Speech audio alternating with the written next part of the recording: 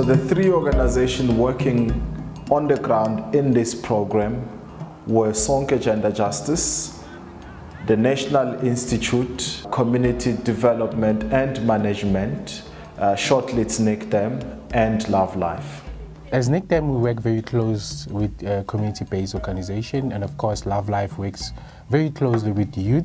And Sonke Gender Justice has a very strong link on men and boys. So the integration was very exciting because we would be able to reach different number of participants or target audience by using different skills and interventions. So you would find that if we go into a community like Kutlwano, you have loveLife making a lot of noise amongst young people on gender-based violence and talking to them and using, citizen journalism, using cameras, interviewing people who've been victims. And the following week you have Sonke Gender Justice going out into the community or having a dialogue or a training workshop with men and talking the same language of gender-based violence, and people couldn't ignore it. I was recording stories for loveLife for the gender-based violence.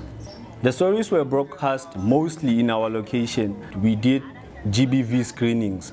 So that's where the community was aware of such issues, because at the screening we would get them to open up and tell us more about what's happening around them. So programs like this help the community as a whole so that they could be open to each other. One of the strategies that had been deployed by the three organizations working on the ground was to do community dialogues, to mobilize men, women, young and old, to talk about gender-based violence. To talk about what they think the causes are, and obviously try and find solutions amongst themselves. We as youth, we don't usually talk to our parents, we don't usually talk to pastors, maybe the people from social development.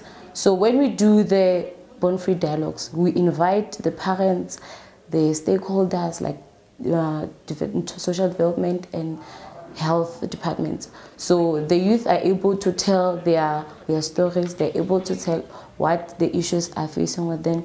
Then the stakeholders are able to help. The community dialogues have provided a safe net for both women and men to openly talk about violence, to openly want to find help and offer help in many ways that they think gender-based violence could be addressed.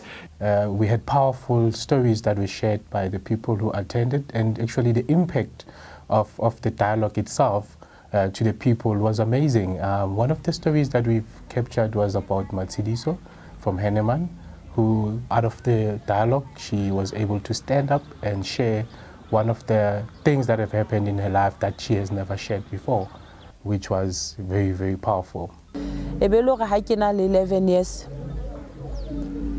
Ke hlekefetswa ke motho wa ntate. Ntate wa teng o na le 40 years. And ha ke 11 years ka ke tsamaya le bana ba hae. Re ne le dichomi le bana ba hae re le 2. Re le 3 ya sekolo. A re khutla every time mme wa teng o na sebetsa kantle. A tla kgwedi fedile fela.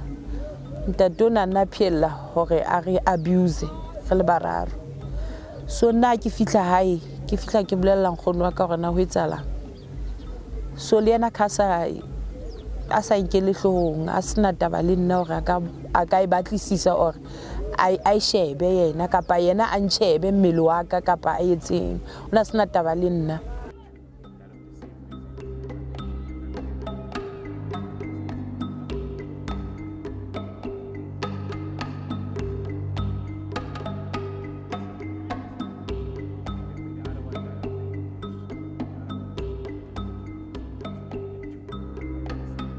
What has been amazing also is seeing her being able to get assistance, and that has actually helped her to rise up and also do positive things for her own community and making sure that they are protected and nothing happens to them the same as it has happened to her. Part of our work is to work with CBOs, community-based organization. We identify them, we train them.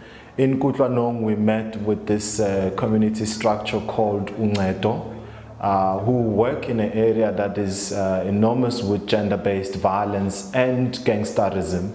And so our work was just to train them on how to mobilize and work with men. When we're doing dialogues in churches, to start with, you see the rate of men, it's not that much. But when you do it here in taverns, mostly it will be men.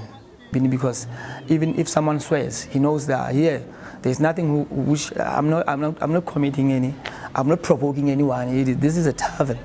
I can say everything I want to say here. They feel free. That's who we wanted to target, men, because most of the violence that has been done is done by men. It is very important that our programs were designed to target men, but we don't only work with men and boys because they're perpetrators of violence, but we work with them because they can be champions of the same messages that we're trying to convey. And we've seen a lot of men coming out, trying to be champions and participate positively in trying to mobilize and teach other men about human rights and gender-based violence prevention. One of the most successful community dialogues that we've ever had in the project was in Frankfurt, and mainly because we had a very strong support from the South African Police Service, who themselves were very committed from day one in the mobilization of the dialogues and inviting of stakeholders, which has actually worked very well. We started to engage with community members, whereby they're able to say whatever they feel without any fear. Now we started to understand, you know what, it's not all about patrols, but we need to sit down with community members, call imbizos. There has been a lot of improvement. After this dialogue, we managed to see that most of women were starting to talk. They were starting to apply for protection orders against their men or their children. And again, they started to report sexual offenses cases. One of the positive impact with the project or the program was having inmates participating in one of our community dialogues, and it was very interesting working with the inmates, and most of them were the perpetrators of violence themselves. And when they participated in our dialogues or the community conversation, they actually have learned more, where they were able to speak out to say they've realized what has happened in their life or what has caused them to be the perpetrators of violence. I used to abuse my wife as well, but not knowing that I'm abusing her. I used to abuse any child, not knowing I'm abusing him. Somehow I thought I'm doing the right way. So for me, I think there will be changes, because I now know how to treat anyone or any woman accordingly, in a right way. Yeah, I think this program has been successful because looking at our crime stats from the SAPS, the crime has changed a lot, especially in domestic violence and child neglect. One of the places where we found a lot of older traditional men doing work around human rights and violence prevention, it was in Kwakwa. That was refreshing. We worked with an organization called Tusanang Advice Center, and it was through them that we were introduced through the door-to-door campaign, because they had then realized that it's not everybody that's going to come to the community dialogue, and that perhaps to those old and traditional people who don't see the need to go to the dialogue, that it was better if we had visited them and we share some of these messages with them in their comfort of their homes. Then we also get to talk to people about their rights. We get to tell people about what services are there for them in case they're victims of violence or they know somebody that has suffered because of violence. In working with the older generation, we needed to identify traditional leaders that we could work with, that we could train, and they could help us to champion these messages, because they have a way of resonating very well with the older generation. So the community managed to follow very easy, because they see the chiefs practicing the culture, gender roles. So us also, we must follow, we must change our beliefs. And you can see the men now, they go, they take the children to the creche or the school, they wash dishes, something like that. The program now is making impact. These strategies has really helped us. We've since seen some shift in attitude and behavior. You would meet a man called Ruben Matlakala, who has really transformed his life in how he treats his family, his wife, and how he works with the community. Ke hotse ka hara batho ba baso.